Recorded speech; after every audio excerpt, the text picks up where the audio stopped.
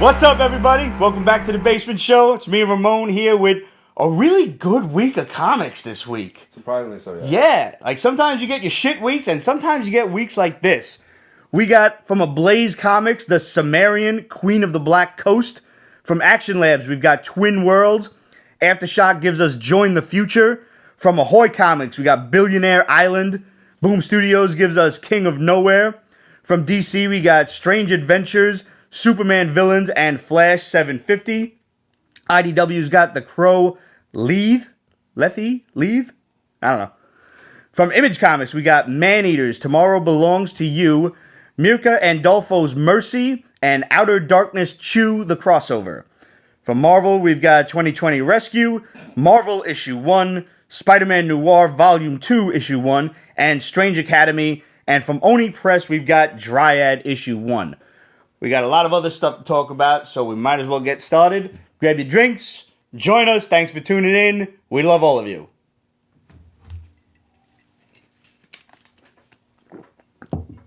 Ooh, had to chew an ice cube there. That shit'll kill you. It just goes down the wrong way. Mm-hmm. Yeah. All right, so first and foremost, Matt Reeves has shared some images of the new Batmobile. What do you think? Really? You rolling your eyes? You don't like it? No. It's just...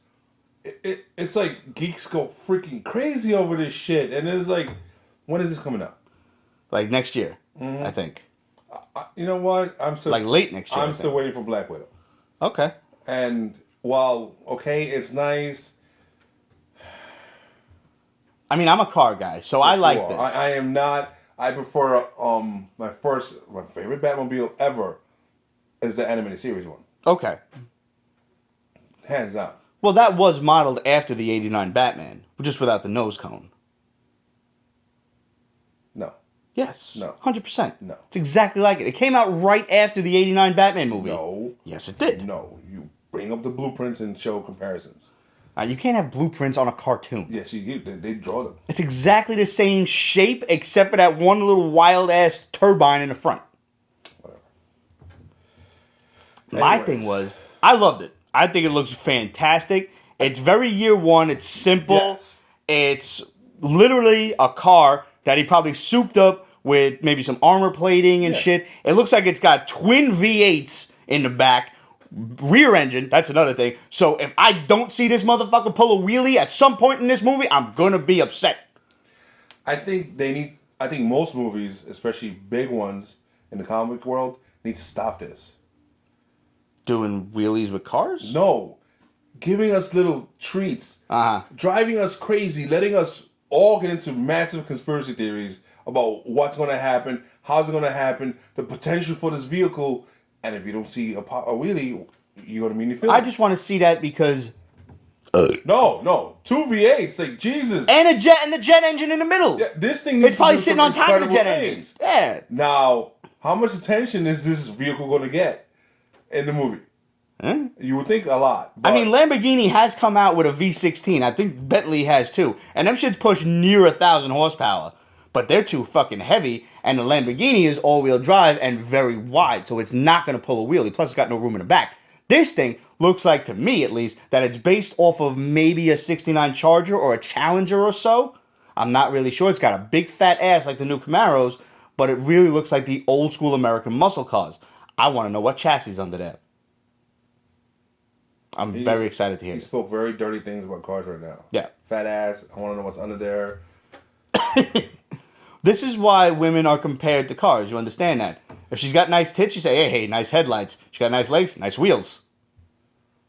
Say nice tits. But I'm saying, if you don't want to get smacked in the face, sometimes you say nice headlights. Oh, to women? Yeah.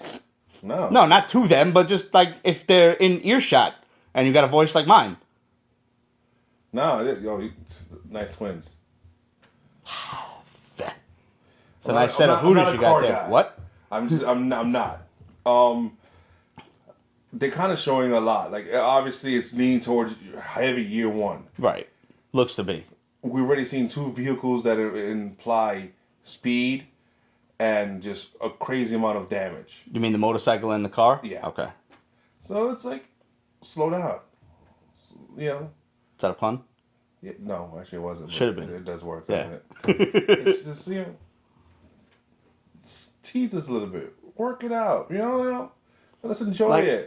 I seen a couple of comments on YouTube. People be like, "Oh, if you're, you got Wayne Tech money and you got the R&D team, why can't you come up with something, more spectacular, more grandiose, this and that?"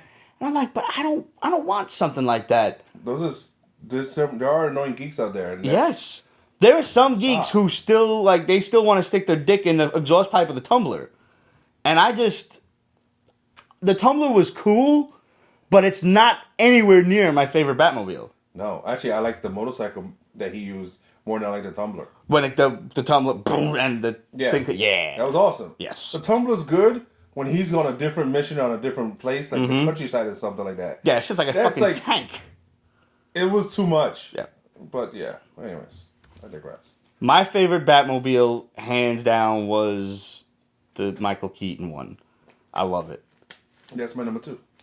My number 2 is the 66.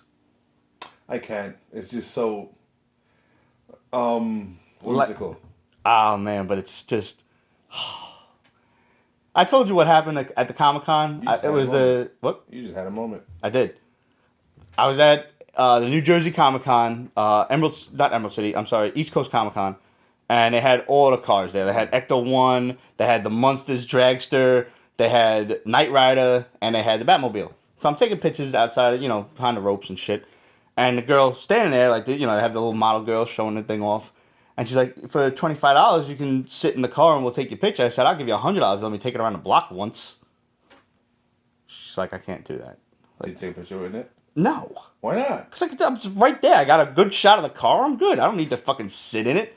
I can't drive it. I'm not sitting in it. We all just saw you have a moment when you started talking about this vehicle. That's like being at the car show and all of these people, they want to sit in the car and get their picture taken. Why? You're not driving it. You can't afford it. Get out of the car. I don't get it. I don't get it. I've never been that guy. So I sit there. If I want to take pictures at the car show, I wait for one motherfucker to get out of the car. And in that interim, click, I snap the picture before some other dumb shit gets in it. That's it.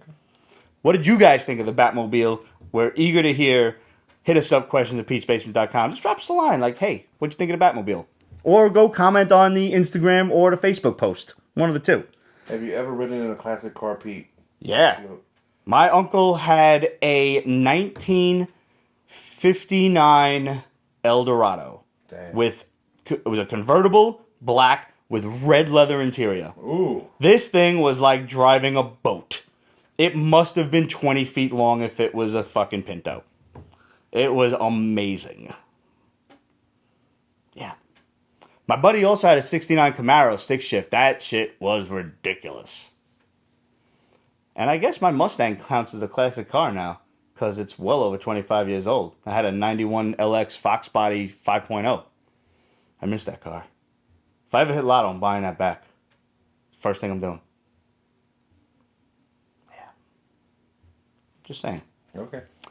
But you mentioned that when is the movie coming out, and Black Widow's due out in May. Mm-hmm. They wound up moving the James Bond release from, I think it was June, all the way to November. Yeah.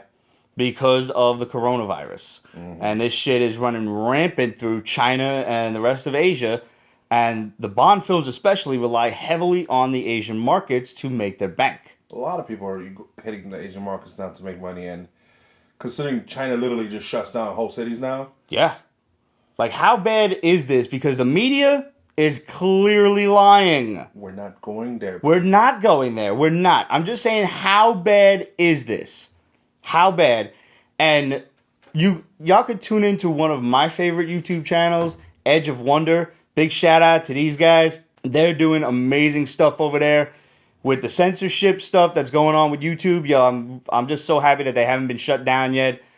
They really simplify stuff. They explain stuff really great. It's a great channel. They got all kinds of fantastic information there. They got great interviews. I've been a fan of theirs for a very, very long time, and I highly suggest it. I am just now really starting to dive into just what's going on with the coronavirus and everything, and just the fact that they when they start moving films, blockbuster, near $1 billion films, now you've got my attention. Oh, like now? now, because at this point, listen, we've gone through SARS, we've gone through Zika, we've gone through swine flu, all of these different things. Now they never moved movies. They never did shit. Now they're canceling fucking Euro trips. They're canceling all sorts of things. They canceled the Arnold bodybuilding competition. They're ready to cancel Emerald City Comic Con in Seattle. They're ready to cancel the Editor's note. At the time of this recording, Emerald City Comic Con had not yet been canceled, but now it is official. Emerald City Comic Con 2020 is canceled. They're ready to cancel the Olympics.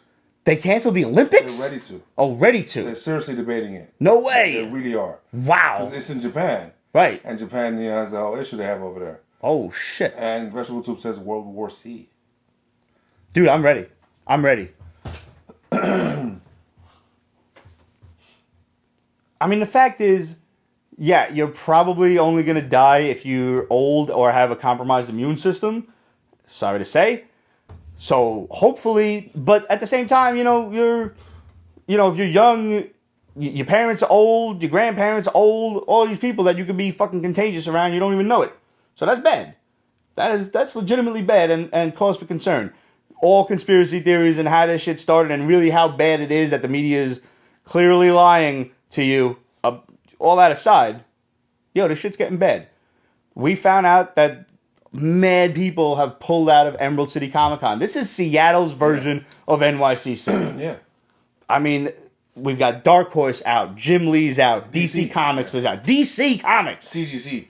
CGC too? Which kind of defeats the purpose for a lot of people to go and get stuff signed. Mind you, a lot of those people that are signing are not showing up. Right. J. Scott Campbell's showing. Good for him. That's brave. Yeah. Well, he's young and virile. Not viral, virile. Surgical mask and...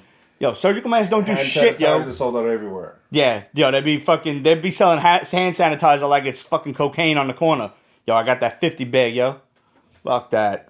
Assholes. And Amazon be raising the price of it, I heard, or like whatever subsidiaries that are working with Amazon are raising the prices. I heard my wife told me in Target it's just bananas. You don't need fucking hand sanitizer. Just wash your hands, damn it. Keep hand soap around. That's it. And if that ain't available, use dish soap. If that ain't available, get the bleach out from under the fucking counter that you would normally wash your clothes with. There's shit to clean yourself with. Don't worry. That will always be around. We at the basement do not recommend contact with bleach in your skin. You can fucking wash your hands with bleach. Don't get it in your eyes. No, bleach will also mess your skin up, dude. Yeah, but I'm saying it's better than like... It's a fucking alternative is what I'm saying. I ain't saying drink the shit. Absolute says make your own hand sanitizer. You can do that. I'm not sure how, but hey. Aloe and alcohol, I'm hearing. Sure. Well, I don't know how to synthesize plants or nothing. I'm no botanist. No, you take an aloe plant, you just open it up and squeeze the aloe out. Really? That's it? Yeah. Okay. You know who should know about that? Penny? Yeah, she probably does. Yes. Point is, of all of this, I'm really glad that the Black Widow the Black Widow movie has not gotten postponed at this point. Because Marvel, MCU, Disney, they also rely heavily on the Asian markets. And at this point, nobody's going to the movies, nobody's going to work. Fucking whole cities are quarantined. Not Bright Insight, that's another of my favorite YouTube channels. Edge of Wonder has some really interesting footage and footage, videos of people in China actually sending videos out telling people how crazy this shit is. I highly suggest you just get on that. Just go watch them and leave them a comment. Tell them the Basement Boys sent you. I've been a big fan for a long time. They're cool dudes. Very few YouTube channels I actually subscribe to, but I like those guys. Speaking of movies, Candyman trailer. Ramon just showed me this. Looks cool. Surprising to see it. No, it does. It really does. And it's like you pointed out, and I agree, they didn't show him. Yeah. I like the fact that they're keeping this shit a mystery. I like it. I don't remember who Candyman is. according to not Wikipedia, IMDb, Yeah. it's Tony Todd. Yeah. And if it's Tony Todd again, I'll just lose my shit. It's fantastic. It would. But I don't think it is. I think they're just listing him because was the Candyman, you know? But I know he's in it. So I know he's got like either a cameo or whatever. I would also lose my shit if he was the like a random mortician like he was in Final Destination. No, that's perfect. Yeah. I think that should be his role in every horror movie from now on. And that shit just interconnects all of them. Yeah. The Scary Initiative? Whatever. Okay. Whatever. All right. So that about does it for topical stuff, I think, right? Yeah. All right. Let's move on to some comics. Ablaze Media, the Cimmerian Queen of the Black Coast. I am so glad you picked this up. Why? Because you did not have it on your original list. Ablaze is one of those indie books. And I don't like to use the word indie books anymore because it's like Jay said. Kickstarter books are more indie books nowadays. At this point, yes. But they're definitely not one of the big 2 or 3 or whatever. They're lower rung, no offense. I'm trying to explain that they're just not known. So it's hard to find them. Right. I don't want to That get is my true. hopes up. Mm-hmm. So I'm like, okay, I know this book is coming out. That's one of them books, like, basically Midtown Comics gets, like, 5 copies. Yeah. And you got to get there made early. Yeah. Right. You gotta find it at the end, somewhere around there. Yeah, you never know where to look for this Yeah, shit either. yeah. Is it on that side rack with all the weird shit? Is it somewhere in alphabetical order in the beginning before the DC books start? And then some of the stuff in this book is a little graphic. Yes. So is it upstairs? Right. You know, so... Surprisingly graphic. yes. Yeah, that 2-page sex scene was wild. No nudity? None. No But nipples, graphic. but nudity. Yes, you're right. That was like 8 like, p.m. Cinemax nudity. Well done. Yeah. What was it? Violence? AMC kind of sci-fi channel FX nudity. Yes. You know, everything but a nip. Oh, speaking of which, Vagrant Queen from Vault is going to be on Sci-Fi. Oh, So commercial. all right. All right. Anyways, this story's been done before by Marvel and also Dark Horse. Okay. So I was like, okay, Bella, she's a badass. Like she really is. She's I remember. a badass. Wait, now this was Marvel's miniseries, Bella, the Queen of the Black Coast. I remember Yes. this. This was recent. So I'm like, I can't imagine Marvel did it in this regard, though. no, and this is like, suck it. She is crazy violent. She is a dominating, powerful character. She does love the shit out of Conan, like hard. That's really awesome. I thought they were gonna wind up being like enemies or some shit. No, like it's Conan has very few loves. I think he has a total of 2 or 3. Mm-hmm. Valeria. Velvet. And I think one day he eventually does marry. Because when he was king of Aquilonia, he was married. But anyway. Sonya don't count? Nah. Okay. Not really. They met. See, this is why I have to go to you. there, Like you're like the authority on Conan for but me. Nah, they never really. So they did this and they explained why he did it. Because Conan's really a dick. Yeah. Like, no, there's no. He's sailing with these other pirates and they get attacked by Bellet and her pirates, and he just like, all right, I'm just gonna join you guys now, rather than kill all of you, because he killed mad ones of them, and she's like, who are you? How you doing? Yeah. And She's like, that was probably the hottest thing I've seen in a long time. What's up? yeah. And then they decide to go on this quest that has basically left every other pirate captain and crew fucking dead. I was thoroughly interested in this story. Yeah. I think the artwork could have been better. Yes. But it wasn't as the fact that they're dealing with a lot of dark mysticism and the whole creepiness of it. The art is fine. Right. Like, I think if we could have coupled together the Marvel art from this series and this writing style, because this is probably way, way closer to the original. Howard's? Yes. Yeah, hands down. Like, just the way that they were speaking, the dialogue that was being used, you could tell a lot of that was, without question, lifted from the original story, which was written in 1935. Like, how did this guy not get run out of town for being a heretic and a pervert? Oh, well, I think he committed suicide. Did he? Yeah. Oh, wow. That sucks. So, yeah, there you go. I'd like to get a couple of them, like the original Weird Tales is... Dude, you buy one of those put it down for me in the will. Absolutely, bro. But like Weird Tales also published mad Lovecraft stuff and other guys like Algernon Blackwood and stuff. Like these little novelettes or whatever you want to call them, they were like the fucking real publishers. No offense to Weird Tales, wouldn't give them the time of day. Right. So honestly, that's not an offense. That's like a hats off to Weird Tales for like, hey, we'll publish your shit. Yeah, that's awesome, and that's why you should never give up and take every opportunity you can get. If it's out there, you've done something. Surprisingly, these books are not that expensive. Really? No, I haven't truthfully compared to like some comic books. Let's say, I have not seen a Weird Tales book really over the $500 range. Wow. Right? But they're not visual. It's all just novels. Yeah. But still, that's wow. Some of the shit, like some of the original first run Lovecraft stuff, is expensive. I admit I haven't looked at too many Conan books, but there are some stories that, like, you could just pick up a Weird Tales book for like $1.50. Wow. Yeah. Well, yeah, I recommend this from Ablaze. Absolutely, and the Action Comics homage cover was really fantastic. Yeah. They, mad violence meets Action Comics. Yeah. Highly recommended. Yo, like we said, there are a lot of great books this week. This was one of those books like this was one of those weeks I was not even angry reading. I'm just like, oh wow. Yeah. This is great. Yeah, as long as you skip that one book. Yeah, which I did for the most part. Next up from Action Lab, we've got Twin Worlds. Okay, I just want to start this out with everybody's an asshole. Everybody's an asshole! Yeah, like, who's the hero? Right! I guess you're less of an asshole, but still you kind of asshole. Yeah, like, you gotta really pick and choose here. So we're in the far-flung future of, like, 2150 or so. Okay. Some shit like that.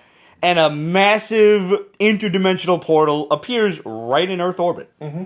And no, it's not in Earth orbit. It's near it. Like, no, they're bringing Earth humans to their planet. Yeah, but I'm saying like the portal itself, because I read the back. Oh, okay, you're right. It appeared like right around the moon. Yeah, so that's how they go through it to get. And when it boomed in, there was like massive destruction on Earth. Yeah, earthquakes, tidal waves, all kinds of shit. Oops. And it was heard by everyone on our blue planet, as they called it. So they start sending people through the portal, and they wind up on this other Earth-style planet. Mm-hmm. And they're like, what do we do best? We're like locusts. We're worse than the motherfuckers in Independence Day. We're just going to take all your shit, even though there's people here. We don't care. And these people have not really evolved from the whole knights and dragons stuff. No, because they've got dragons. Yeah. Which but cool. We have interdimensional warships. So not really too much of a fight. Yeah. And the fact that we haven't blown all these motherfuckers up yet, probably, there's probably somebody in charge that's like, we can't do that. Yeah, some piece. Because I'm like when the first battle happened, and the king of these other people, like the Vicarians or whatever. Yeah, this is getting heavy with names and stuff. Yeah, there's a lot of names running around. But the king of this other planet, he just starts cutting people's heads off. Left and right. Yeah. And I'm like, wow, you're an asshole. Why don't we just nuke these motherfuckers? And then we meet the Earthlings. And these guys are like just all Grand Moff Tarkins. They're just ready to destroy everything. Yeah. Which is perfect because, you think Moff Tarkin is a perfect symbol for like British colonialism. Yeah. And that's exactly what's happening. We're just stealing all the resources from these people. Yeah. Instead of making nice and trading, we're usurping. So like we said, there's not a good guy here, really. There's a few people who kind of have the voice of reason.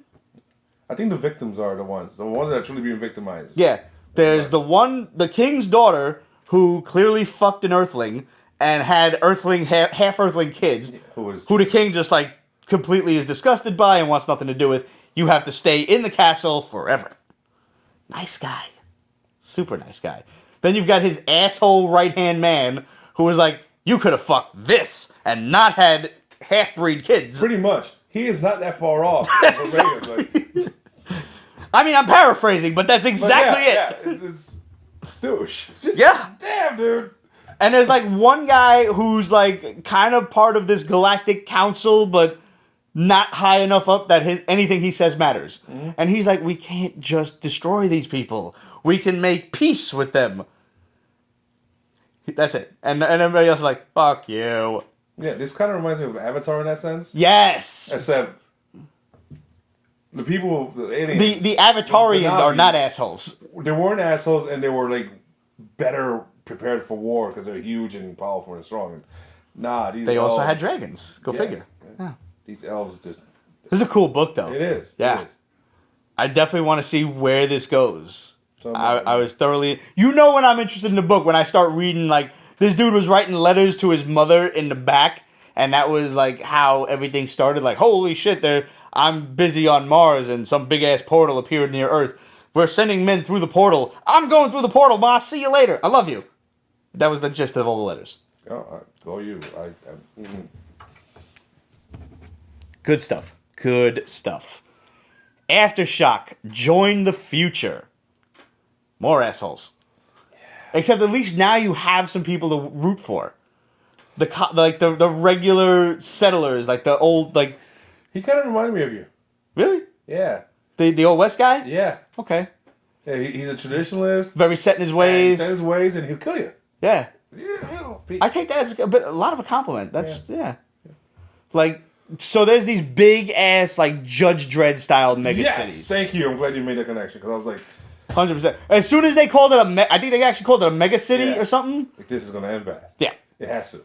Because they're making out these megacities to be these utopias of, like, hanging gardens of Babylon that yield nothing but fruit and food and air, and you can get a job doing anything you want, and you can have robots build your whole house with 3D printers and stuff. It's a paradise. Come and live with us. Stop living on this weird-ass frontier where you have to grow your own food and hunt your own food and live in shambles. Probably shitting in outhouses and things. You know? Yeah. And so, like, one of the higher-ups from the mega city comes to the town, and he's like, wait, listen. Your neighbors have come along, and then they basically take your land and they terraform it. Yes. And just turn it into... It sounds good. It does. It's like they turn it into forested area, like lush green area. So, yeah, okay, you start to think like maybe this old West cowboy dude, the mayor, is a little too set in his ways. Yeah. And maybe he should embrace the whole machinery thing until he tells them no, runs them out of town, and then they get attacked by a whole bunch of fucking heavily armed future mercenaries. Yes. They're practically invisible until they weren't until they're right on top of you. I was like, okay, that was poor form, guys. I was really on your side until you did that shit. Yeah. That's the book. Yeah. And, the little... We got to talk about... Spoiler alert. The little brother. Oh, man. Gets his whole chest blown open by that dude's rifle. I did not expect that shit. Got my water. I wasn't surprised, though. I was expecting some kind of graphicness, but I was like... I guess I should have given, like, the title just revolved around the girl. Mm-hmm. And, like, she was clearly the main character, judging from both the cover and, like, the introduction. But I didn't expect her, like, whole family and village to get slaughtered. Yeah. I like this. Yeah, too. Just, not pretty, just boom, boom, boom, everybody's dead. Yeah. Good stuff. I mean, it's Aftershock, so you can always pretty much trust them. Yeah. Oh, is this? Yep, be good. You know I like this one. From Ahoy Comics, Billionaire Island. I have not been giving Ahoy much of a chance. Okay. So, did you like this? I like the story. The prose thing, I didn't read. The prose thing? Yeah, it was a story, some prose, and then a preview for something that's coming out. Okay, I didn't read the prose thing either then. I like this story a lot. Yeah. And I'm so like... Pete's gonna love this because this screams conspiracy theory crap. Yeah. This is rich motherfuckers being able to just run the world, do what they want, and nobody can stop them. The rest of the world is in shambles. This is one of those 5 minutes into the future kind of stories. Mm-hmm. And this uber rich dude who made his billions in social media has created a floating island, a moving, not floating like in the sky, but floating on the water. Yeah. So if sea levels rise, if the polar ice caps melt or whatever, they're fine. And the thing moves around like a big ass boat. And poor people get thrown off. They are shown immigrants who are on like this little fucking little tube boat getting thrown away by just drone aircraft.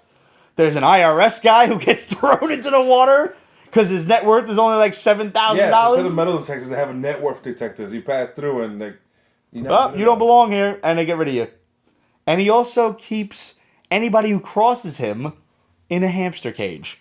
A big-ass hamster cage. And that one executive chick. Mm-hmm. Reporters, accountants, anybody that might have some information that would disturb his little utopia that he's built. Yep. And all of these people are like, they've got to let us out. Look, they're paying us. He just drops money on them. Yeah. And these people are losing their minds because, they have to let us out of here. Why would he be paying us if they weren't? And they're just like stuffing their pockets with $100 bills. Meanwhile, they don't care. A $100 bill to a billionaire is the equivalent of a penny. Do the math. Do the math. Yeah. I did the math one time. Oh, Jesus. Sad. And then, like, you just got this one guy who, like, he's my hero of the book. He's like the Punisher. His family died after... He's vicious. This horrible food additive accident that had some side effects that killed a bunch of people. Yeah. Namely his family. And he's like, I'm going to go kill all of these people. I like him. Yeah. But, I really like that last scene. When he's using this other dude's name, the first dude that he killed. Yeah. Like the employee of the billionaire guy. To get to the island. And he's like in the middle of Miami, which is now underwater and destroyed. Yeah. So what does the rest of the world look like at this point? Yeah. Yeah, Miami's screwed, people. They actually don't know that. Miami's built on limestone. Limestone's very porous. Right nowadays, some places of Miami will get randomly just flooded. Good news for you. New York's not doing too well either. Oh, no, of course not. No. Okay, as long as you know that. No. You saw AI, right? We are the city in the sea. Yeah. Yeah. No, we screwed. Yeah. We got to go to high ground, bro. Pennsylvania. Higher. I'm thinking like one of them square states, like just when they ran out of ideas for the map. Oh, I was thinking because Appalachians. That could work. Yeah. You know it's really pronounced Appalachian? Yeah. Not once we go there. No, but hear me out here. This is why I want to pronounce it that way, and I want everybody else to as well. I was actually told by someone from the Appalachian area that it's pronounced like throw an apple at you. And it was pronounced Appalachian by Bostonians. Oh, Appalachians. Appalachian. That was enough for me. That's it for me, yeah. Yep. Fuck the Red Sox. If you're a true New Yorker, you hate the Red Sox. Yeah. The zombie apocalypse could be happening. And if the cure's in Boston, we're stuck with zombies. Yep.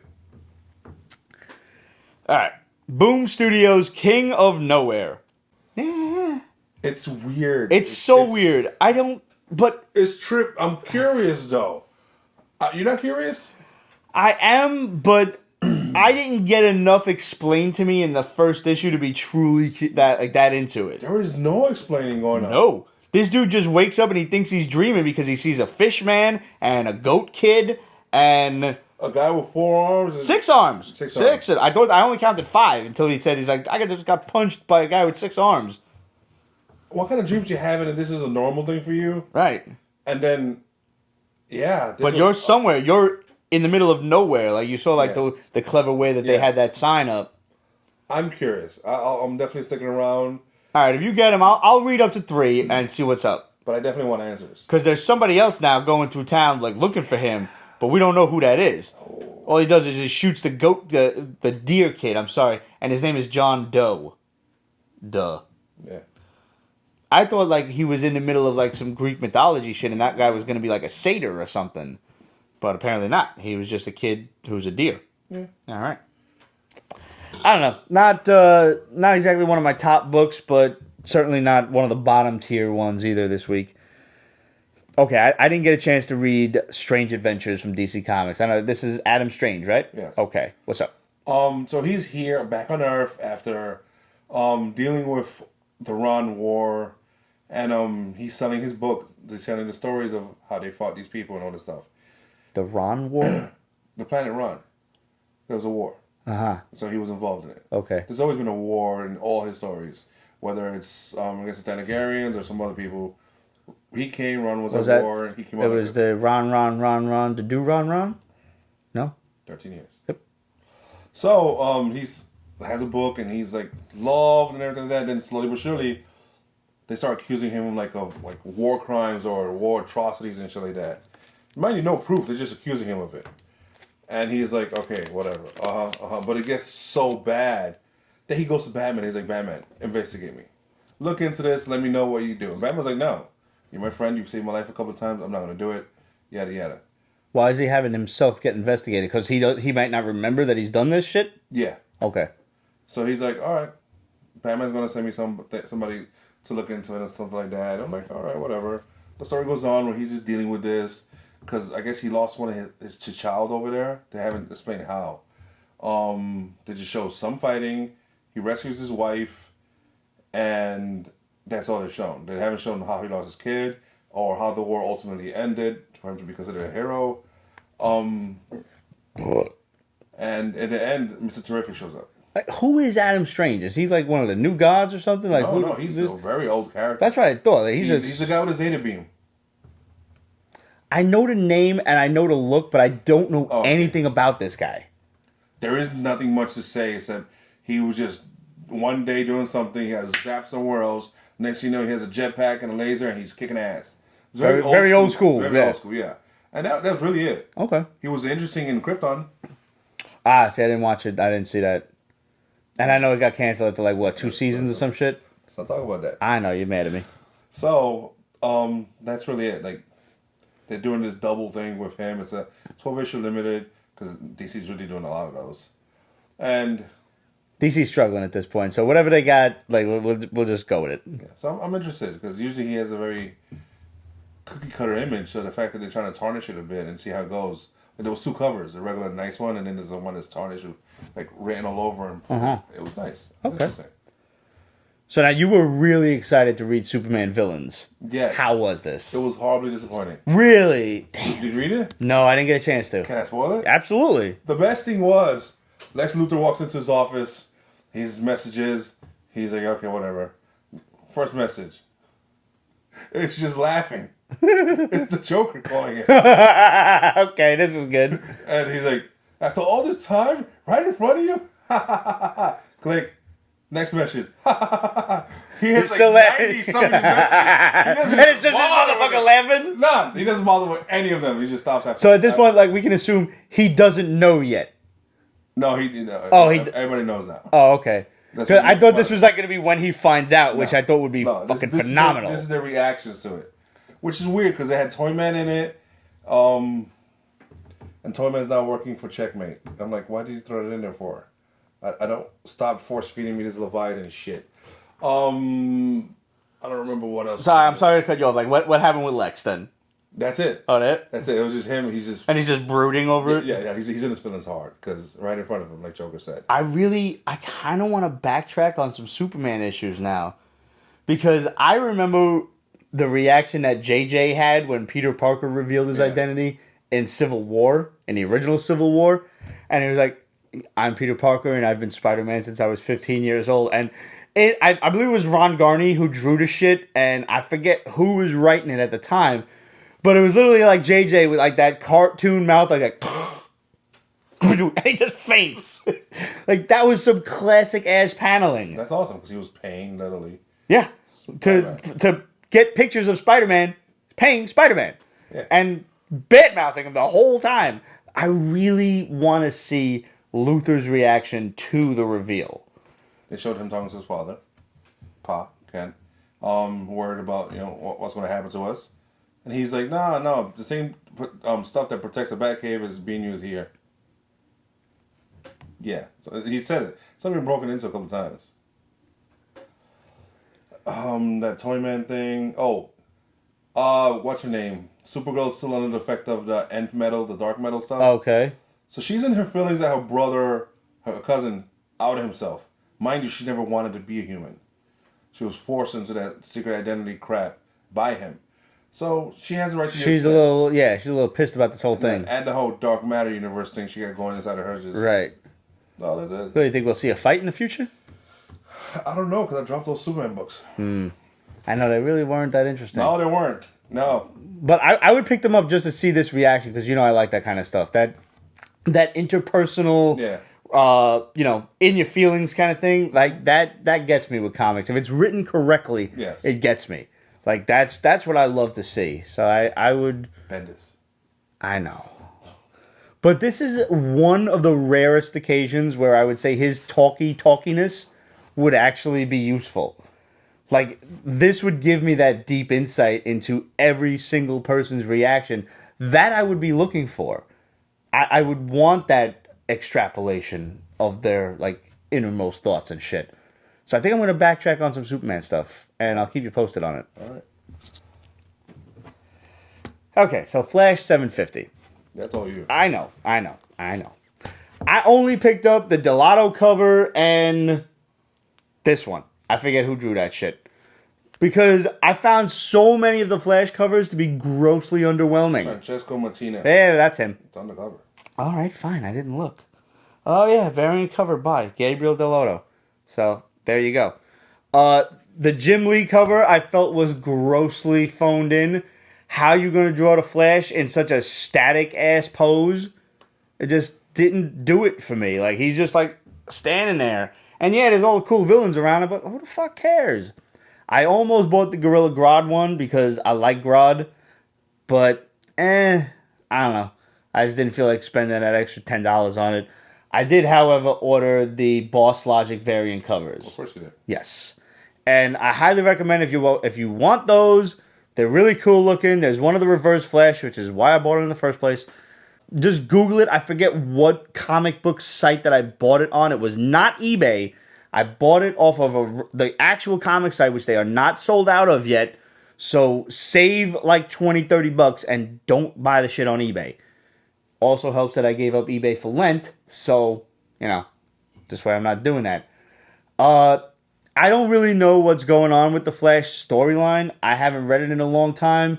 But right now we've got this villain called Paradox, and he just sicked Godspeed on the Flash. He is juiced up. Just visual. He looks like Darkseid. Yeah, and then he has that weird red cape where the thing sticks out. Yeah, I don't know why he's got a red cape. Yeah. Is he going to be a speedster with a cape? Because that doesn't seem like it's going to be logical. I don't know. There's so much logic with the Speed Force. Well, that's true. Either way, if you've been reading The Flash, it's probably cool. I'm like 30 issues behind on this shit. Maybe more. I dropped it.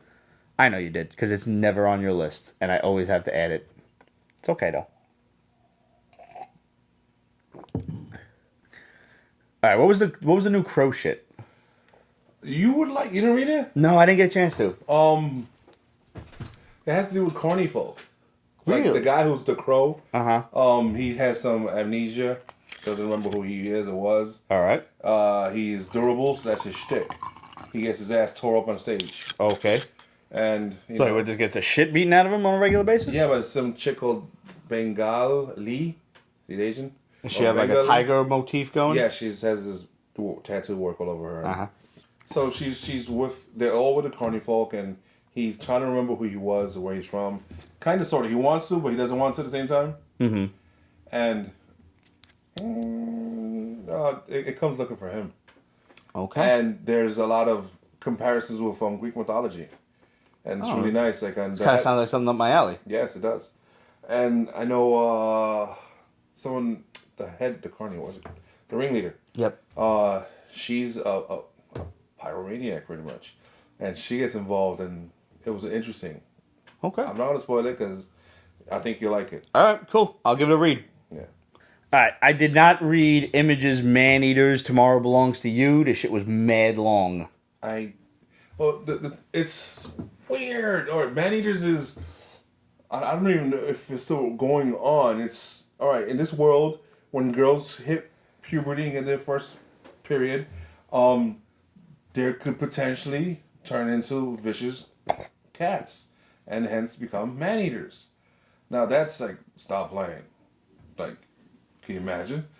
But that's the whole theme of it. And yes, it is okay to have the song Man-Eater stuck in your head right now.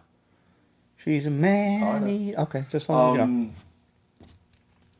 this book is some weird thing that I guess it was resolved in the regular series. Right. This is not the first time we've heard of this. And this is just like a one-shot kind of thing. Yeah, and it's like gifts given out to people who are dealing with it and trying to be very PC about it instead of segregating everybody and preventing women from reaching their periods and all this other stuff. It's well, I mean, if they're going to turn into giant-ass man-eating cats, it might be, a decent idea.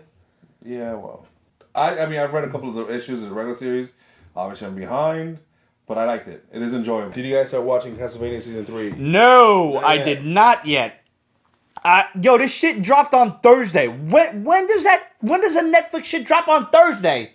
And made early, like 3 a.m. Thursday. Isn't that shit normally for Friday? I'm thinking of putting Altered Carbon on hold and binging that. I think you should. Have you seen any Castlevania yet? I've seen the first. Oh, you're up on it? No, it's too good. Yeah. It's too good to be missed. Like Voltron, I'm behind. Okay, whatever. This is good. It's 10 episodes. Our buddy Adrian had told us that. Age Art. 10. So, yeah. Good. Because the last 2 seasons, they were teasers. Yeah, it was 4 and then it was 8. Now it's 10. So, yay. This will take you at least 5 hours to get through. I am very excited. I will be watching at least the first episode after this show. Oh, okay. I have a lot of high hopes. I'm looking forward to Camilla the Blood Countess being the villain, but I also would like to see things reminiscent of Simon's Quest, where they're trying to bring Dracula back to life. I tagged you on something on Facebook where they did one of the Castlevanias for mobile. Yeah. Yes, I saw that, and I can't download that. Oh, yeah. Because I know me. Oh, okay. Do you want to lose me? For do you just want to not have me for 2 weeks? I'm 3 surprised weeks? I haven't lost you to mobile Mario Kart. And I've been very good with it, have I not? I guess. Yeah. We'll find out once you stop editing. Well, I mean, the beauty of Mario Kart is they actually kind of put an in-game cap on what you can do each day. Oh, that's good. You can only earn a certain amount of coins before you get a little message like, oh, you can only earn 300 per day. And you can only earn a certain amount of experience per day. If you go beyond that, you're almost kind of playing for no reason. Like, you can't level up your guys or anything. You can't do nothing. So why bother? So I'll only play until I get to that cap, and then I stop. So it's not like something I can keep fucking going with. Okay. That's why you haven't lost me to it. And I'm still proud to say that I'm not spending any money on it. Oh, that's good. Yeah. That gold pass is not happening for me. There seems to be a theme with people who are angry about Dracula's death. Relic Lord's on episode 2. All right. I don't want no spoilers. No spoilers. I will watch that shit, and I'm sure by next Friday I will have a soft review for you. At the very least. And that makes sense, because Dracula horror. Right. It all works itself out. It's all your fault. Totally your fault.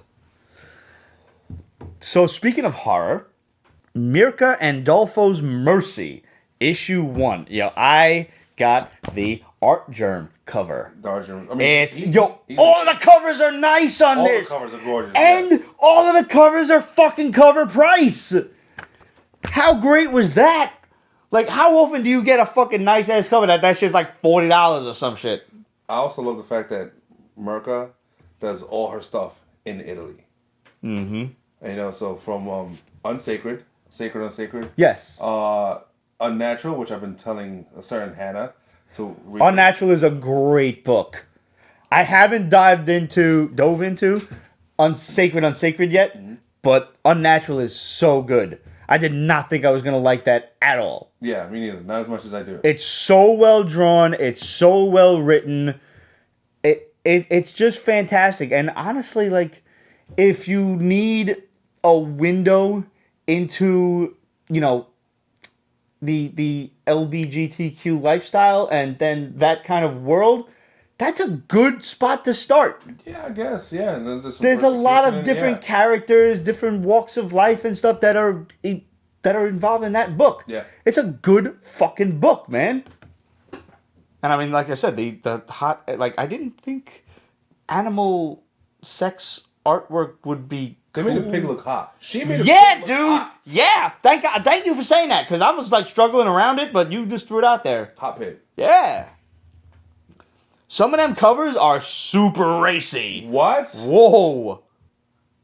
Yeah. Some of them variants are like, oh boy. Yeah. Oh yeah. Good stuff. But anyways, I was shocked. I mean, I heard about this. Image sends out lovely emails to us, and I was like, oh, okay, I'm intrigued. And I was just expecting a lot, but that first couple of scenes was like, what? Yeah. Yeah. This And book leaves you guessing every step of the way.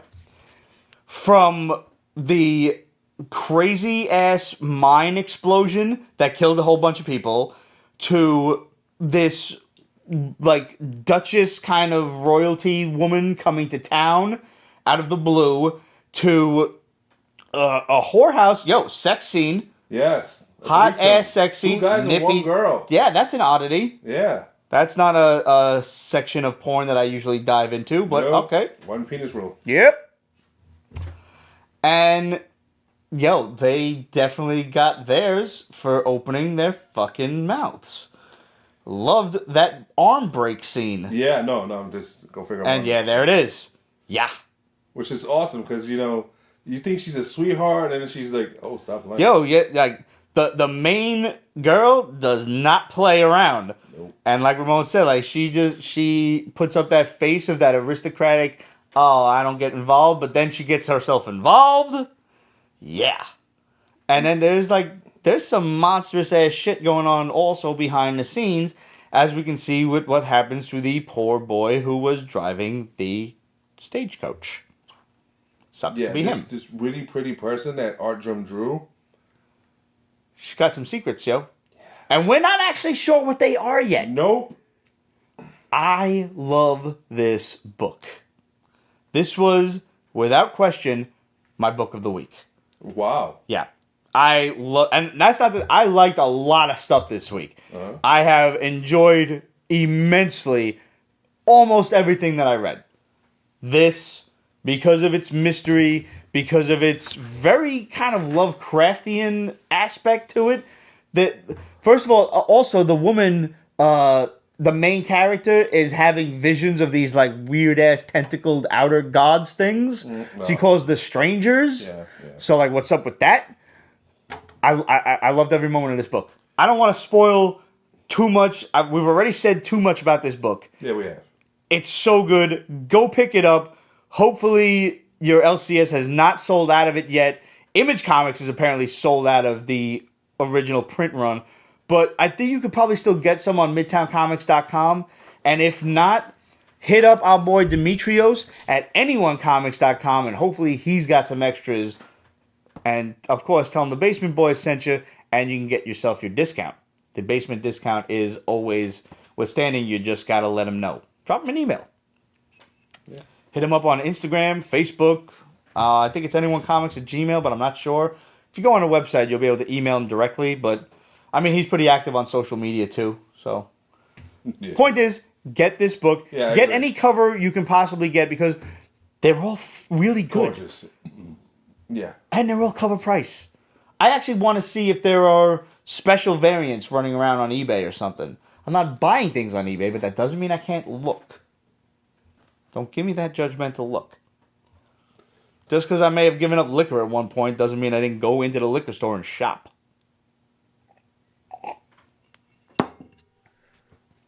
What? All right. I was really looking forward to this, and I did not get to catch up on Outer Darkness, but Outer Darkness Chew crossover. What's up? Do you remember Out of Darkness at all? Not really. Remember? Is this also John Layman? I think so. You remember that book where they had an engine powered by... The engine powered by the demons. Yes. Yeah, whatever. Yes, okay. I decided to, let me catch up to this book. I read issues 2 through 12 in one day, and I was like, wow. That good, huh? Dude, this book holds no punches. It's just so messed up. It's... The first book is done. 12 issues. Okay. I'm going to come back. Is it like John Layman messed up? Like it reads like him? Because, I mean, he's just writing the crossover, so Outer Darkness must be by him. I'm pretty sure it is by him. But his stuff started off as a comedy. It did go into sci-fi, but it wasn't this dark, even though it had moments of darkness. This is just like people die left and right. Nobody is safe. There's no good guy. Okay. It might be a victim, but if being a victim doesn't make you a good person. Yeah, Out of Darkness is just. I recommend it. It's available in 2 trades. Okay. All right, so I'll catch up on it. I got the issues.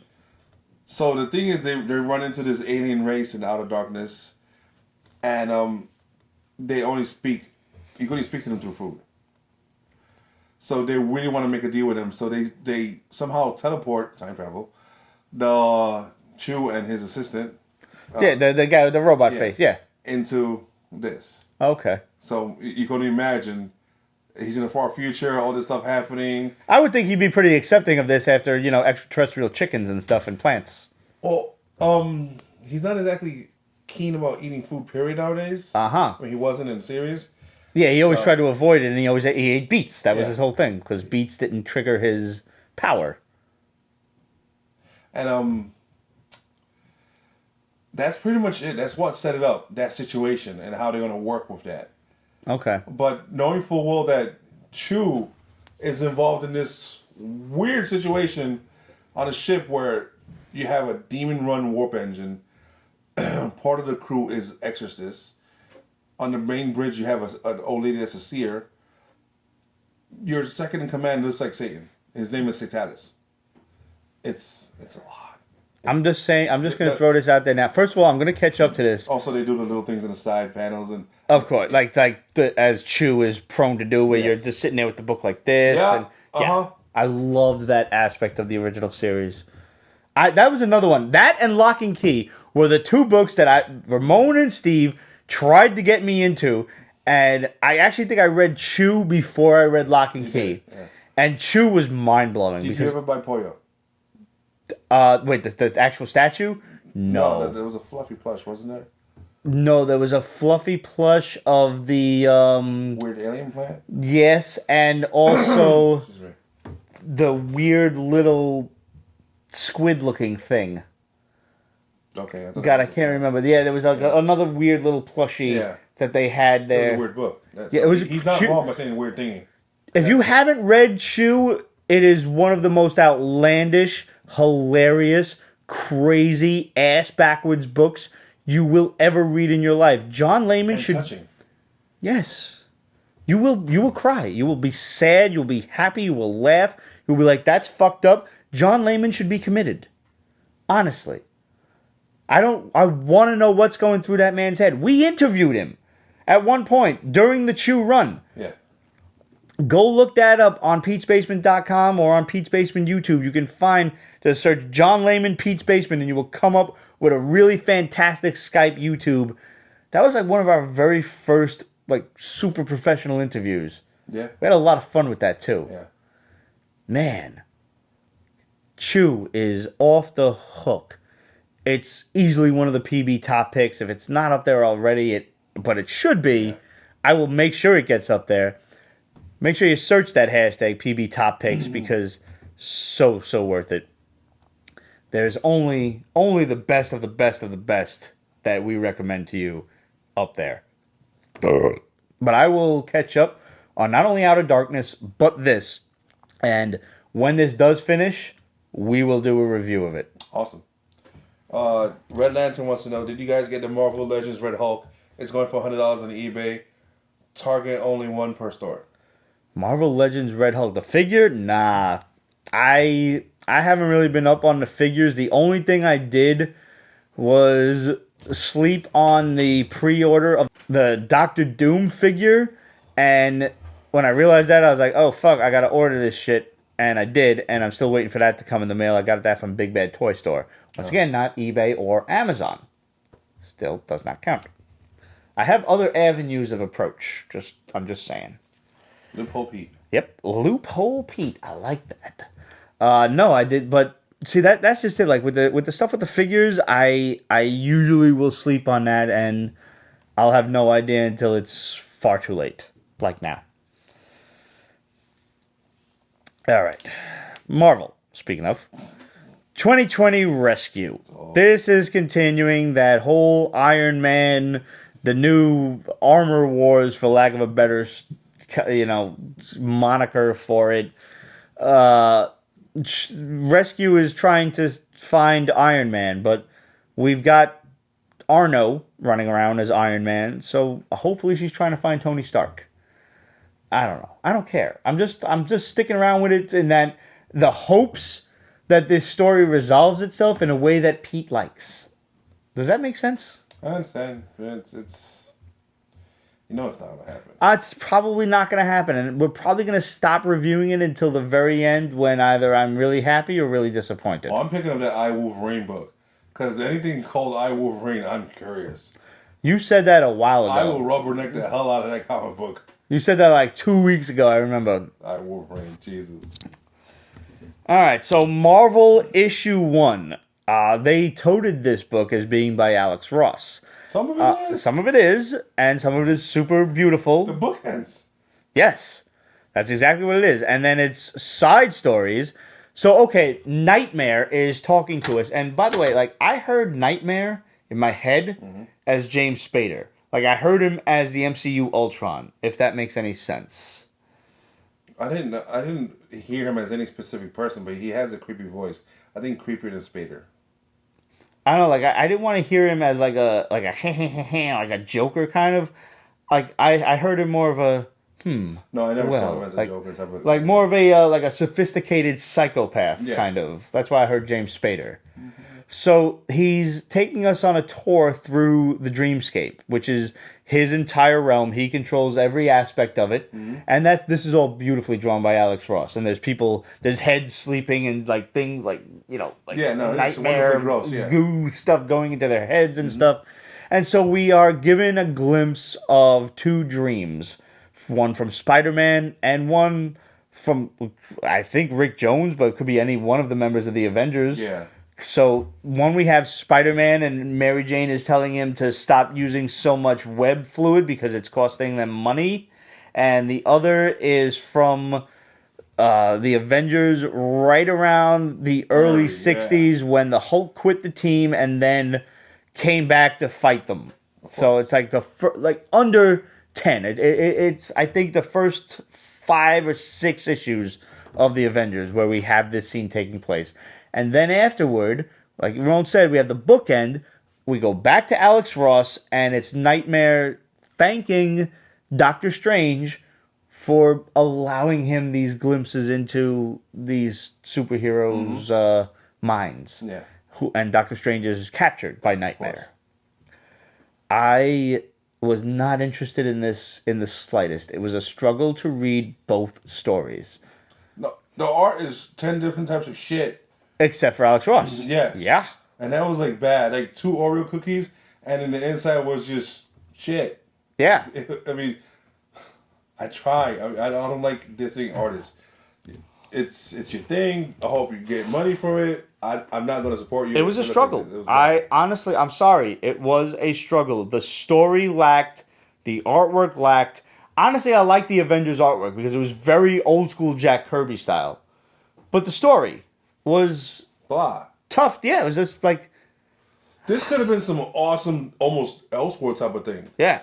You want to show me a dream? Show me a fucking nightmare. This is almost like Batman Who Laughs. Yes. It's a dark universe. Yeah. Nightmares could be anything, and I feel they wasted their first issue, and I'm hoping they do. They really... They went kind of soft on us. Like, Spider-Man's just fighting the Rhino over and over again, and the Rhino's using the same stupid-ass dialogue.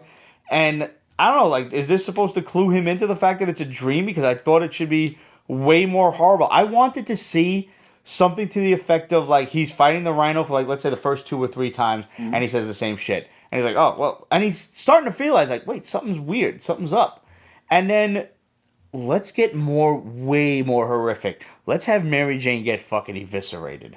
Let's have fucking Alexi, the Rhino, just, I don't know, run into a wall and split his fucking head open. And Spidey's like, oh my god, that wasn't supposed to happen.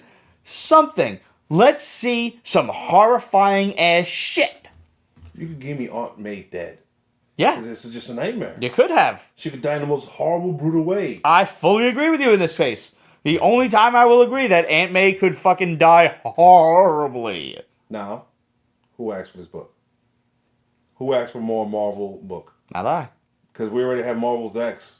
Yep. Which is a prequel to the Earth X trilogy or whatever nonsense. Stop. And Red Lord, thank you very much for this information. Arnold versus Tony is coming. Yay. But he gave me some mixed message here. And Wolverine is just Albert searching for LCD. Oh, Albert's the robot one. Yes, from and I way love that. back. Way back. Yeah. Wolverine 50 and stuff like that, right? Yes. When he fought Sabretooth in the tunnel. When Sabretooth said, I'm your dear old daddy dearest. And like, fuck yeah. Fought to Nick Fury about it like 10 seconds later. That was a good run if they screw up Albert and LCD. That was good, man. Yo, when did they actually say that Sabretooth was not his father? I think Nick Fury pretty much said it right away. What, did he? Yeah. Okay. I thought that shit lasted for a while. Like, he really thought he was his dad. There was always the hints of it, because, Nick Fury's a lying bastard. Right. And their history is hidden in so much, I don't know what. I liked him being his dad, though. Like, that was so fucked up. I know Origin cleared it up that he was just like the farmhands boy. But they were something to the effect of like stepbrothers or some shit. If I'm not mistaken. I don't remember. Because I know he has a real brother. He does. But the grandfather and the mother are the mutants. And the mother also fucked the the what's his name? The helper, the worker Logan, on the land. Yeah. His name was Logan. The guy who was working the land? Wolverine's biological father, the one who shagged the mom. Yeah. His name was Logan. Oh. Wait, I'm confused now. You know what? I might have to go back and reread that shit. Yes, we will. Because I remember, because he was named Dog. Like, Dog was Sabretooth. Like, he was just the bastard son, but he was also just, like, the farmhand kind of guy. I thought that was a time-traveling brother that was a dick. Nah, there was no time travel in Origins. There was No. His brother did eventually come into the X-Men and fight them, and he was a time traveler. Really? Yeah. Oh, that's ridiculous. I'm glad I missed that part. Yeah, I thought that whole shit was Sabretooth. Nah, I don't think so. But see, this is why I give up X-Men. Like, what? Just when you think you know what's going on, somebody else throws a monkey wrench into the whole shit. It's the problem with the X-Men that they just do too much extra. Is that a pun? No, but it works. It also should have been. You're 2 for 2 now. Yeah, it's not scary. Just letting you know. All right. Spider-Man Noir. This is Volume 2. If you like the first one, you're probably going to like this one. It's a little less dark than the first one. The first one was really awesome. This one just sees Peter as Spider-Man investigating the murder of some random woman. Like, not even a character in the Spider-Man mythos. She's random, but where it happened isn't. I understand that. I like this. Don't shit in it. All right. Wow, I can't believe you actually read it. I can't believe it either. I'm like, but I'm dealing with Spider-Verse. That's the only Spider book I'm reading. Huh? It ended this week. I need to read it, but it's on my to-do list along with Castlevania. So it's like, not that I'm on my to-do list. All right. I liked it. It was fun. It was different. So where did the murder happen? In what's her name? Black Cat's Club. Yes. And that was nice. I was like, okay, tie it all in. I don't remember much about Volume 1 because that happened like 10,000 years ago. That was a while ago. That was mad long ago. There's this whole thing with like Byzantinian artifacts and all this other stuff, and I'm like, okay. But he's a smartass in a great dark way. He's like, you know what comes with great power? Yeah, a great light bill. That was awesome. It's like, yes. Be a dick about that line. I have not seen you like a Spider-Man book in I don't know how long. Yes, you know. I'm really happy about this. Superior. Well, yeah. That's still mad long ago. Asshole Spider-Man are awesome. Yeah. I'm really happy you like this. Okay. I was just like okay with it, but I'm more into it now that you like it. Yeah, I'm definitely sticking around for it. Okay. And I agree, Relic Lord Days of Future Past was the only time travel story that made real sense to me. Yeah, because it wasn't overdone yet. Then it was like, oh shit, time travel. What's up? As much as I like Bishop, his whole story was like, wait, what? Yeah. We're gonna touch on some more time travel in a few, and Ramon didn't like it nearly as much as I did. But Strange Academy from Marvel. I like this. Okay, I didn't get a chance to read this, so what's up? Well, remember Magic? I'm imagining something like The Magicians. I guess. Magic was coming to an end on Earth. Mm-hmm. Something happened. Dr. Strange fixed it. I don't know, one of his many volumes. Right now, he's Surgeon Supreme. And So to deal with magic coming back, open up a school Sure. in New Orleans. Okay. New Orleans. Nolans. And Voodoo's there. A bunch of other guest teachers will be there also. Okay. This shit could be like a whole other series. Like they could fucking go full Hogwarts on this. Because they mentioned Scarlet Witch, Hellstrom, Magic, Nico from Runaways. They could really go places with this. Like a few people. I would be really interested to see these people as magic school teachers and shit. Yeah. I think that would be awesome. It's kind of funny too because I know Scotty Young is involved in this shit. He's a writer. Yeah, I know. And then Humberto Ramos, who I usually find hit or miss, was spot on this whole issue. Okay. There's a variety of people. There are times that his artwork style really, really complements a book. Yes. Sometimes it agitates the hell out of you. Right, but sometimes it doesn't. And this is one of those times it don't. It worked. Dormammu's son is one of the students. Okay. And obviously... How does Strange react to that? Strange is fine with it. The other students, there's these two kids from Asgard. Asgard. Sure. Yeah. But they're being made fun of. They call them Ass Guards. Guardians. Okay. No, Asgards. Ass. Oh, okay. Yeah. There's a frost giant, who the Asgardians don't like right away. There's a fairy. I'm just thinking like Dormammu's kid is like the Draco Malfoy of the group. No, not yet. Okay. And the first issue, like... Does he also have a flaming head? Yeah, he does. Does he really? He looks just like a... That's great, like a mini Dormammu? Yeah, that's awesome! And there's actually a really cool Campbell cover where all of them are like looking down in the cover. I've seen the Campbell cover. I'm sure Rocco has like it on. Yeah, he's definitely got it right. Yeah. I liked it. It's just them dealing with each other and dealing with the school. All right. There's this human chick from like Nebraska there, so I was like, that's... I'm going to check this out. This sounds really cool. It is. And again, the cover's really nice. There were a few good covers too. Yeah, they were. Yeah. Yeah. I'm just trying to picture a little mini Dormammu with the fucking flaming head. It's fantastic. With a kid Frost Giant. There's also a Scotty Young cover that is only available on his website. Good for him. Yeah. I mean, it's Scotty Young, so like, if you're a fan, you know you have to order it. I love his Instagram. It's so good. It really is. Like either the antics that he does when he just randomly sketches shit. Sorry. Big fingers, yo. Dick. All right. From Oni Press, we got Dryad. Loved it. Why? I really like the elf and human interaction. Mm-hmm. I like the elf and human half-breed kids. Mm-hmm. I like the elf is just a warrior, just a warrior that has left her original post as a castle guard to go and live with her human-ass husband. And just every now and then she has a giant spider to fight or something. That's about it. She's miserable. Yeah, she's so bored. Yeah. She's like, I used to kill people and they used to give me money for it. Now I'm off my game. She was paid well for it. Yeah. Yeah.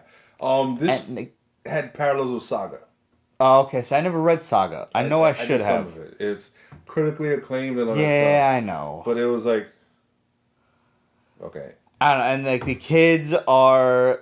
Like, they're all grown up. The book starts off with them trying to find this little town, and then they do, and there's, like, these ancient ruins, and now the father is a teacher, the mother, who's this elf warrior, is the protector of the town, and the kids are just a curious bunch of teenage assholes. Mm-hmm. And they go on an adventure into the ruins. This is the start of a fucking amazing-ass role-playing game. That's what this is. That's why I love this so much. I could play this as a Final Fantasy style game and love every moment of it. They opened the ancient door to the ruins that you obviously should not open, and what do? You let out the fucking ancient bad guys. I think he's mentioned Final Fantasy in the last 3 episodes. I think I have. Every moment of this was just fantastic. From the mother fighting the giant ass centipede that ate the dog. Yes. Oh man, rough. Fucked up. Oh, just because she doesn't want to close the tunnels. It's like, bitch, what? It ate your dog. It could have eaten you or worse, your cat. Spit out the collar. I was like, damn. Yeah, it's fucked up. Oh man, the artwork was good. Yes, this woman got her fucking half an elf ear cut off. You notice that shit? No. Yeah, Oh, she had the some rough bandage scars. around. No, I noticed the scars. I didn't notice. Yeah.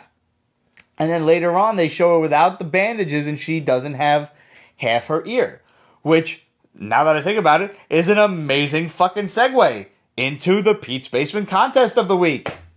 Holy shit.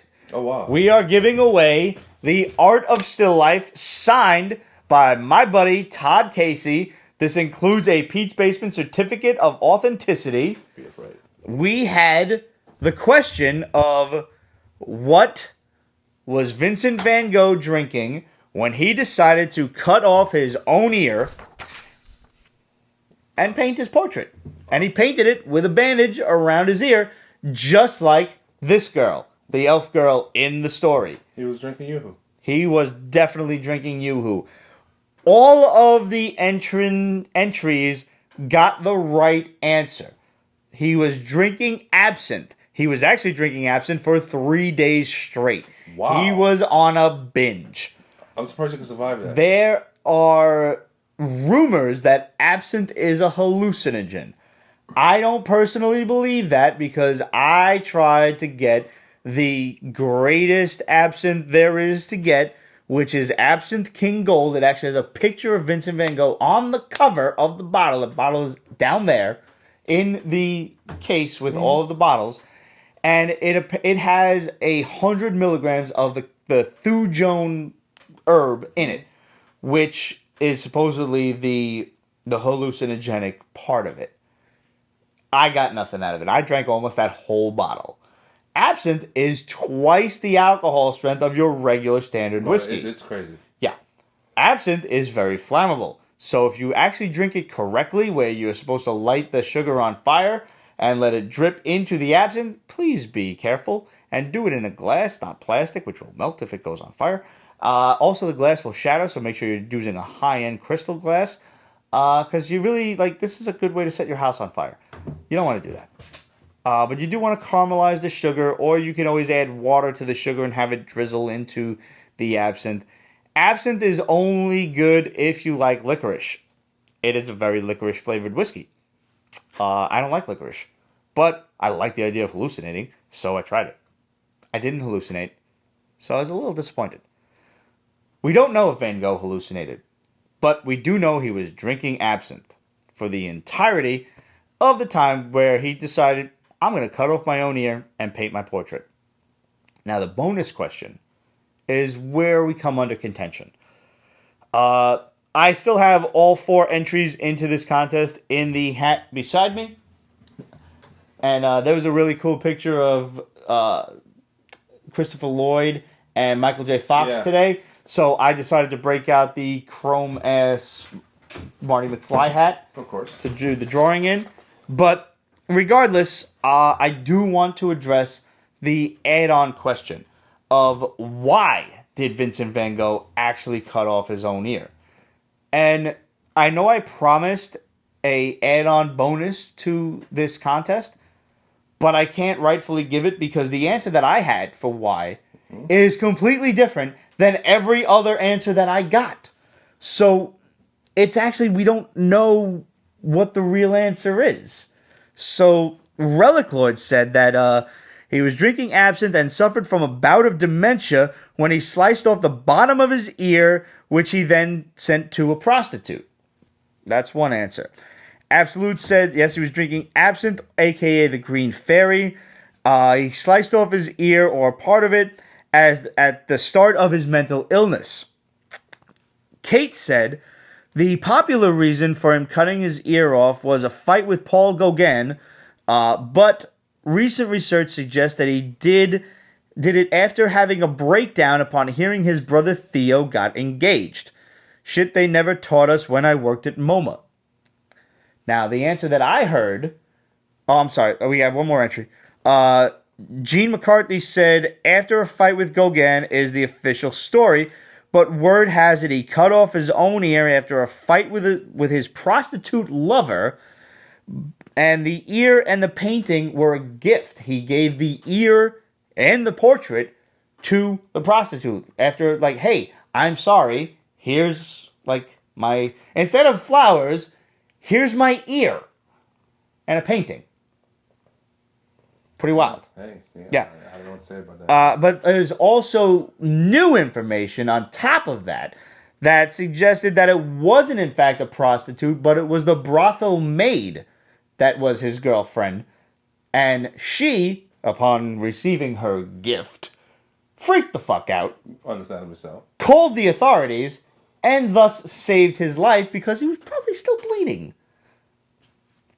Now, what I heard was that he had a fight with his lover, who supposedly was a prostitute, but was not actually a woman, was a male. And he was very disjointed about this. He might have been in love with Gogh, we're not sure, and that's why he cut off his ear. So, I don't know who has the correct information, but I wanted to read all of those different answers because, hey, we may never know. Who the fuck knows? But the fact is, Vincent van Gogh did cut off his own ear and painted his very famous portrait with the bandage. But general consensus seems to be that he gave it to a prostitute, whether it was the barmaid, the brothel maid, or whomever. He did it because he was giving it as a gift to a jilted lover. Because that's what you do. Instead of flowers or chocolate or something. Cup of coffee. Slice of pizza. Slice. Mm-hmm. Yes, we did that. Okay. All right, so we're going to give away the Art of Still Life, autographed by my buddy Todd M. Casey. And here we go. Here we go. We're digging in. We're digging. We're digging. All right, we got one. We got one. We're putting the hat down on the chair, not on the table, because bad luck. Grandma will haunt me. Gene McCarthy, you won the Art of Still Life, signed. We will have that sent off to you. Please send us your address. Well done. Thank you for entering the Pete's Basement contest. Now then, we have 2 more books to go through. Not the least of which is the Hellfighter Quinn from Mad Cave Studios. I enjoyed this. I enjoyed it too. Okay. Some good fighting, and there's also a story behind it all. Yes. But you could get easily distracted by the fighting. Yeah. Basically, this dude used to be a killer street fighter in this otherworldly Mortal Kombat style tournament. Yeah. And he used to be a vigilante in his hometown of Harlem. And one of his students, one of his boxing students, decides, well, if you're not going to do it anymore, I'm going to do it. I'm going to take up the reins. And he gets horribly killed. Yeah. Horribly. And now his teacher must not only avenge his student's death, but also win back the honor of his clanless tribe. Like, this is something apparently that has been running in his family for quite some time. I loved this book. This could be a video game. I could play this on, like, the Nintendo or Super Nintendo or something. Not even as, like, a fighting game, like a Street Fighter kind of thing, but I could play this as a side-scroller where you're just beating the shit out of mythical monsters. And especially that last one with the subterranean. Yeah, like you're running through a labyrinth at this point. That is a video game level or levels if ever I've seen one. First of all, you're fighting different kind of ninjas and shit. This is a side-scrolling beat 'em up with boss fights waiting to happen. Like anybody, Namco, fucking Capcom, are you listening? You need to read this and make this happen. This is like some Double Dragon type shit. I love it. Wow. Second of all, you're fighting a Myrmidon that is not a merman. I know. A Myrmidon in Greek mythology is one of Achilles' soldiers. Men, yeah. They were closer to ninjas than actual fucking ninjas. They were definitely not merman people. Mm-hmm. Nevertheless, I will accept this. Interesting. Yo, he punched this dude's jaw clean off. Hey, some people have it coming. Yo, that was a nice fucking shot. And then he didn't kill him. Because notice he didn't, like... Yeah, he knocked him out. Yeah. It's like, oh, winner by way of knockout. Okay. And, like, do you think he's going to have to fight the queen at the end? Like, this evil queen? It kind of implies it. Like, yeah. The queen's the one that has all power. Because they're making it like a chess match. Like, this other guy who's the all-powerful champion is just a knight. Then you've got the queen to deal with. Loved every moment of this. I see that. Yeah, I know I really did. The peace smiles out. Yeah, it is. No, I had a lot of fun with this. Artwork could have been better. Artwork could have been more engaging. Mm-hmm. But nevertheless, it wasn't as bad as other books this week. No, definitely not. from Action Lab Argus. Okay, I know Ramon didn't like this. No, I didn't hate it. It was just a lot of it, and it being time travel. Yeah, that's what the whole book is based on. So I did not know the Argus. I didn't know this character from Greek mythology, who was apparently this 100-eyed giant. Of course. And the eyes are all the same person, strewn throughout the time stream, that are collected by himself. This guy, what is his name? Let's get Randall Patton. The eyes of the Argus, 100 of them, are different Randall Pattons from different points in his own life and time stream that are the protectors of the time stream. Why? Because Randall Patton himself came up with the idea of how time travel actually works sometime in 1996. And the general rule of thumb is we don't pluck 1996 Randall from his time stream. But in this case, we needed to. Because there is an evil Randall running around killing all the other Randalls. I like how he became evil. Yes. That's some fucked up shit. Yeah. We can spoil that for everybody? Yeah, go ahead. Alright, just throw the cheese down. They're on a mission. They're on like a prevent the assassination kind of mission. And they're all wearing these chronometers, whatever you want to say. And after a fight with one of the insurgents, one of the Randalls, and he's kind of a rookie, his chronometer gets damaged. Yeah. And he is now sucked back through the time stream. Viciously. Yep. Horribly. In no direction whatsoever. And then he reappears. For them, it appeared like that. But as they said, he's been in the time stream for what could be forever. And he's pretty pissed off. And damaged, too. Yeah, he's all fucked up. Yeah. Yeah. And now, he simply wants revenge. Like, you ruined my whole fucking life. My lives, every part of it. Like, he has seen things. Yeah. Done things. Horrible He's things. knowledgeable. Kind of like Zoom's so dark and so powerful that he become knowledgeable of the Speed Force. Yes. He's become knowledgeable of time travel. And the time stream, which is cool. And the fact that they straight up have hard rules about time travel, that was also cool. Yeah, they were like, yo, why don't you just go back and prevent him from, like, getting sucked into the time stream? And he's like, well, we can't. Time travel doesn't work like a hard reset, despite what you think. And he's also blocked off certain time periods. Yeah. So he has made it so you can't reset him. Yeah. He likes where he is right now. You can't go too much to one point in time, because time itself will stop you from doing that. It'll just block you off. And I'm like, say word. Stop playing. Yeah. Give me rules. Thank you. Because we need rules in time travel. You do need rules in time travel. Yes. I fucking love this book. Wow. I really did. Like, for as much as I'm usually angry reading and I'm struggling to get through shit, this was one of those exact opposite points where, for the most part, I was happy reading through everything I read. I read it all, and I read it here in front of you. And it was like, okay, time travel makes me twitchy. I know. But I didn't hate it, and I'll definitely read 2 and on. I mean, It's Action Lab, so I'm not expecting an ongoing. Mm-hmm. So it'll probably be like a 6-issue limited or something like that. Yeah. I'm okay with it. Yeah, this was a really stellar week in comics, and hopefully you pick up some of the, especially the indie books that we reviewed that, probably won't make it to your regular LCS. We're fortunate that we have Midtown Comics, which pretty much picks up everything. So if any of these books do sound interesting and you didn't find them at your LCS, go and request them, that they order them, and hopefully you can get them, or if not, pick them up on eBay or wherever. Hit up anyonecomics.com, drop Demetrios a line, and tell him the Basement Boys sent you, and ask for these books, and I'm sure he'll be able to get them for you. And, of course, you get the basement discount at Anyone Comics, so there's your extra incentive there. Well, that about does it for us. We've got a few comments left, so let's read those. On the Venger unboxing, which I highly recommend you guys go and check out, Trap Drip said, awesome, keep it up. Would you like to be YouTube friends? I don't know how to do that, but if you mean would you like to follow each other, fucking sure. Why the hell not? Doomsmith's Light Pad channel said, damn, that thing is monstrous. That's what she said. Whiskey Quest. And here I am geeking out over my new action figure, The Thing from the Marvel Legends, and then I see this. Dude, I want to see the Thing action figure. Send us some pictures. I love seeing people's new toys. I love seeing people's new comics.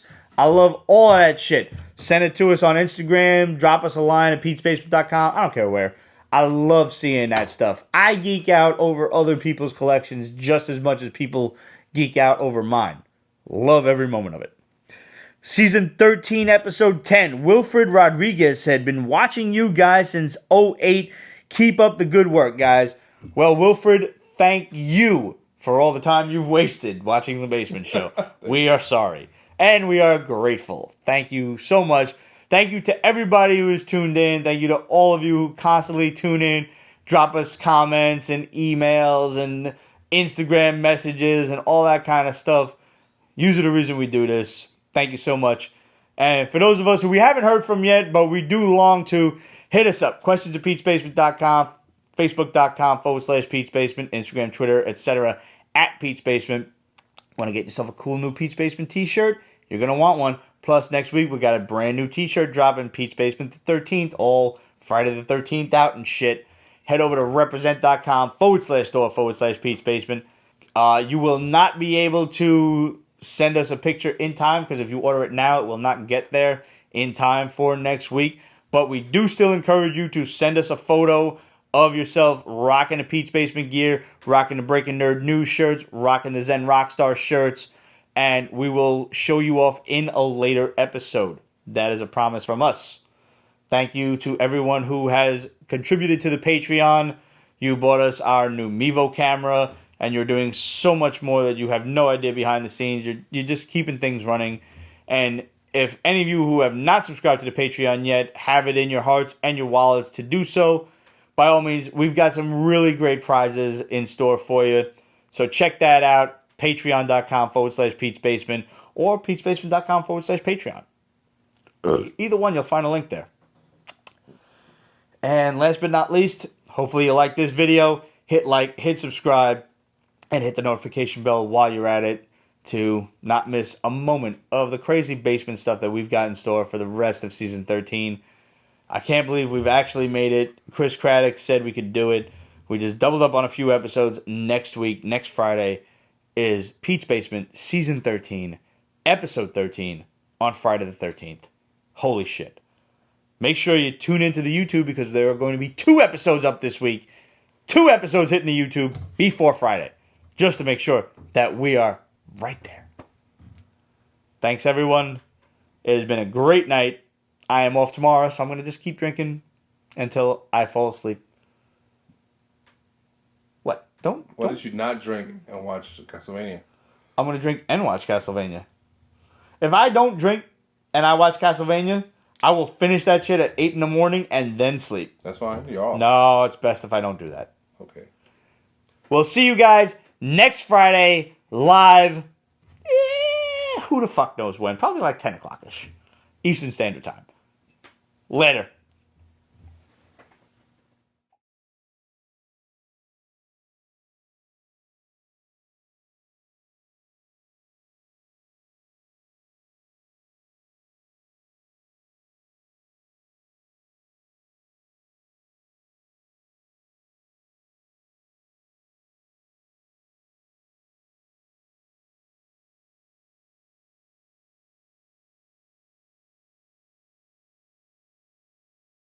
Pete's Basement is copyrighted 2020. Ripped Productions. All rights reserved. So go fuck yourself.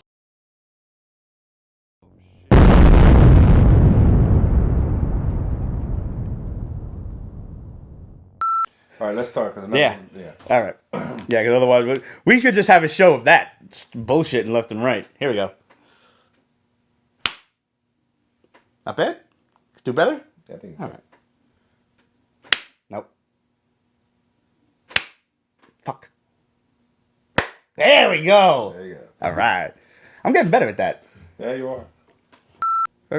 Obviously, this is all going to be edited out of the YouTube show, but still. No, you can leave it if you want. Nah, I'm probably shouldn't have said what I said for YouTube. I don't care about the Periscope, but, only the true diehard fans watch the live show, so I'm not really worried about having that shit. Relic Lord who asked that question, and he's laughing his ass off right now.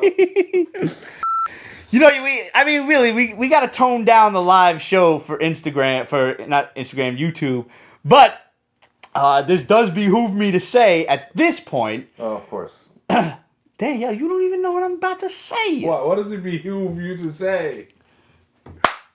Thanks to the miracle of editing and just a fucking storm of stuff that I have had to do over the last several weeks, we are pretty much officially in line for episode 13 of our 13th season on Friday the 13th. Next Friday, not tomorrow.